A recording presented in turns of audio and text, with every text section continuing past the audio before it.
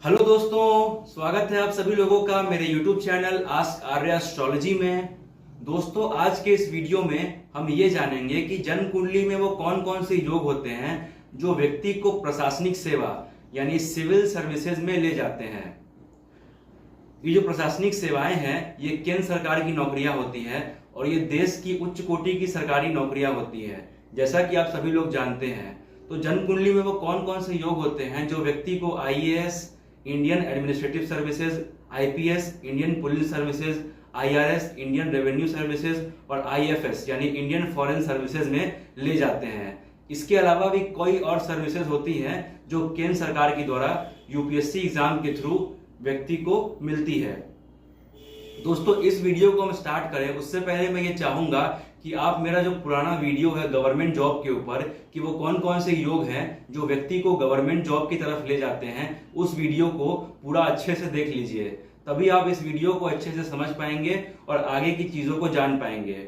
तो मैं रिक्वेस्ट करूंगा कि आप लोग पहले उस वीडियो को, गवर्नमेंट जॉब वाले वीडियो को अच्छे से देख लीजिए, तभी आप इस वीडियो को अच्छे से समझ पाएंगे।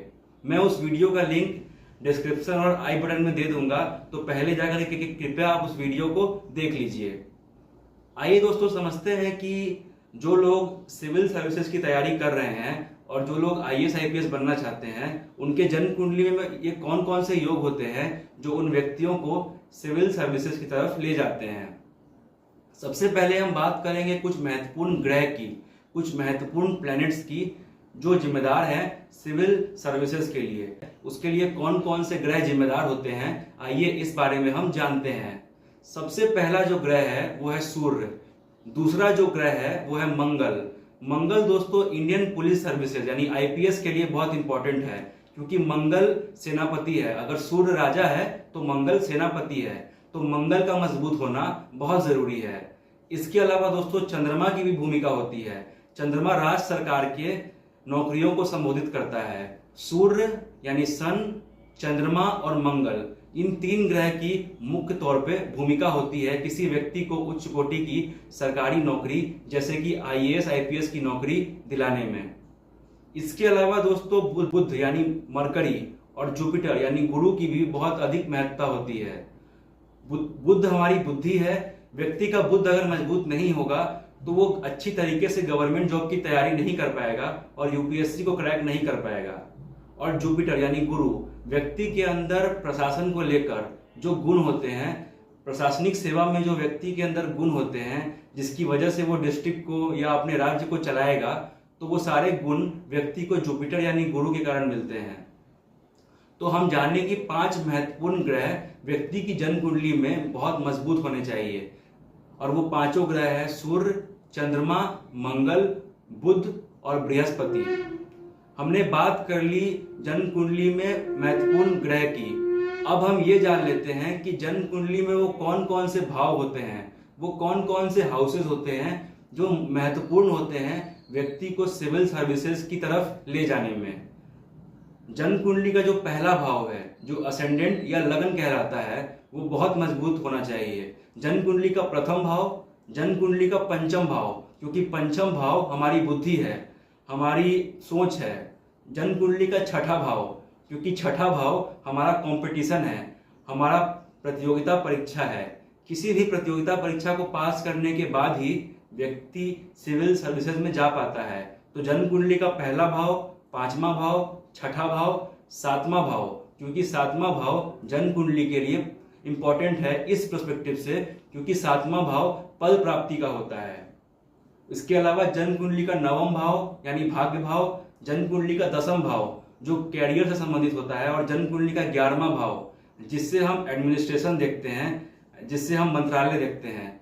तो अगर हम भाव की बात करें, अगर हम हाउसेस की बात करें, तो आपको जन्म कुंडली के पहले भाव, 5वें भाव, 6ठे भाव, 7वें भाव, 9वें भाव, 10वें भाव और 11वें भाव को अच्छी तरीके से देखना है।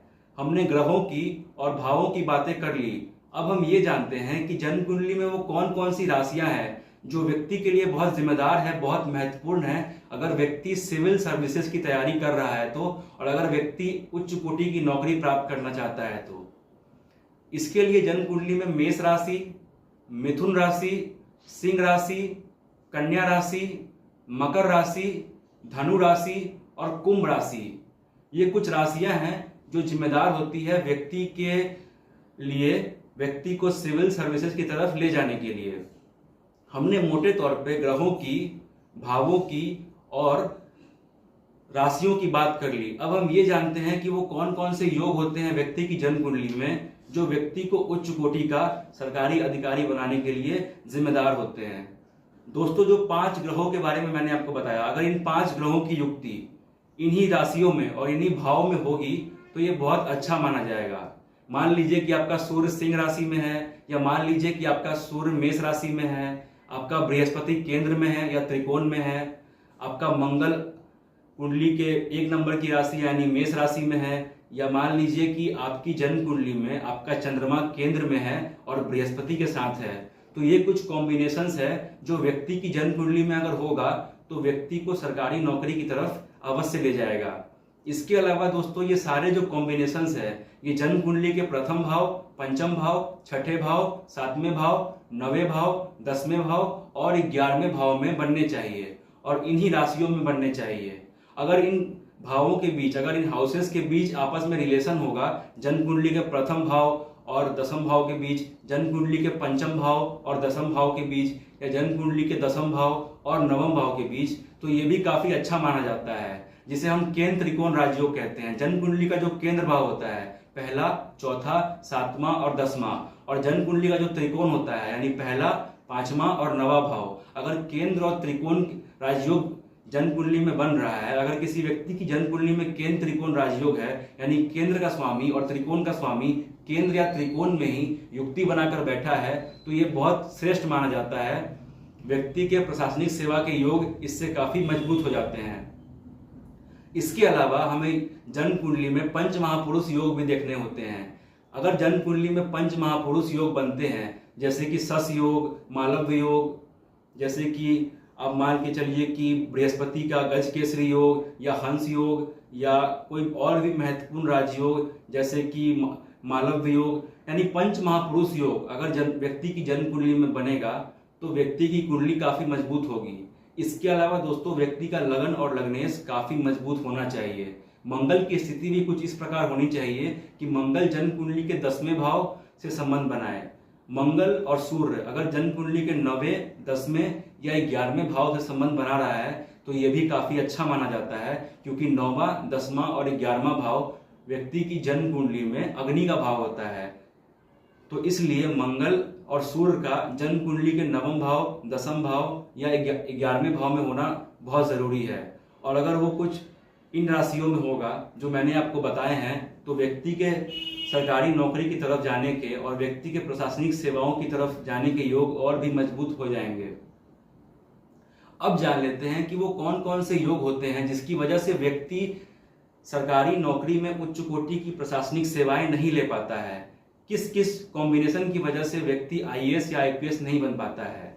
सबसे पहला जो कॉम्बिनेशन है जो व्यक्ति को आईएएस या आईपीएस बनने से रोकता है वो ये है दोस्तों कि अगर आपकी जन्म कुंडली में आपका सूर्य, आपका चंद्रमा और आपका मंगल कमजोर होगा तो व्यक्ति आईएएस या आईपीएस नहीं बन पाएगा। इसके अलावा दोस्तों, अगर गुरु या शुक्र कुंडली में लीड करेगा, अगर जुपिटर और वीनस कुंडली के मुख्य ग्रह बन जाएंगे, कुंडली के इंपॉर्टेंट ग्रह बन जाएंगे और कुंडली में लीड करेंगे तो व्यक्ति आमतौर पर प्रशासनिक सेवाओं में नहीं जाता और खुद की नौकरी करता है या ग्लैमर के क्षेत्र में, कानून के क्षेत्र में जाता है। अगर आपकी शनि की 7.5 या ढैया उतर रही हो तो आपको उस समय तैयारी बिल्कुल नहीं करनी चाहिए, क्योंकि उस समय व्यक्ति का संघर्ष बढ़ जाता है और व्यक्ति के सरकारी नौकरी की तरफ जाने के योग कम हो जाते हैं। इसके अलावा दोस्तों, एक और ग्रह है जो बहुत जिम्मेदार है सरकारी नौकरी के लिए और आईएएस आईपीएस योग के लिए, जो शनि ग्रह है। हालांकि शनि ग्रह डायरेक्टली जिम्मेदार नहीं है, पर शनि ग्रह नौकरी की स्थिरता और नौकरी के लिए जिम्मेदार है। तो आपको शनि ग्रह को भी देखना बहुत जरूरी है कि शनि ग्रह केंद्र में या त्रिकोण में होने चाहिए और सूर्य के साथ अच्छे संबंध में होने चाहिए। दोस्तों, अगर व्यक्ति की जन्म कुंडली में व्यक्ति का लग्नेश और लगन कमजोर है तो भी व्यक्ति कई बार सरकारी नौकरी में नहीं जा पाता। जिस दशा में व्यक्ति सरकारी नौकरी की यानी यूपीएससी की तैयारी कर रहा है, अगर उस दशा में व्यक्ति का छठे भाव से संबंध नहीं हो या छठे भाव के स्वामी के साथ संबंध नहीं हो तो व्यक्ति का कॉम्पिटिटिव एग्जाम निकलना बहुत मुश्किल हो जाता है। दोस्तों, जो भी पॉइंट्स मैंने आपको इस वीडियो में बताए हैं उन सारे पॉइंट्स को आप ध्यान में रखिएगा और मेरे पिछले वीडियो जिसमें मैंने गवर्नमेंट जॉब के योग के बारे में आपको बताया है उस वीडियो को पहले आप अच्छे से देख लीजिएगा, तब आप इस वीडियो को बहुत इजीली समझ पाएंगे। इसमें व्यक्ति सरकारी नौकरी की तरफ, आईएएस और आईपीएस की तरफ अपना ध्यान लगाता है और व्यक्ति उच्च कोटि की आईएएस आईपीएस की नौकरी प्राप्त करता है। तो उम्मीद करता हूं दोस्तों ये वीडियो आपको अच्छा लगा हो। वीडियो अच्छा लगे तो वीडियो को लाइक कीजिए और हमारे चैनल को सब्सक्राइब कीजिए। धन्यवाद दोस्तों।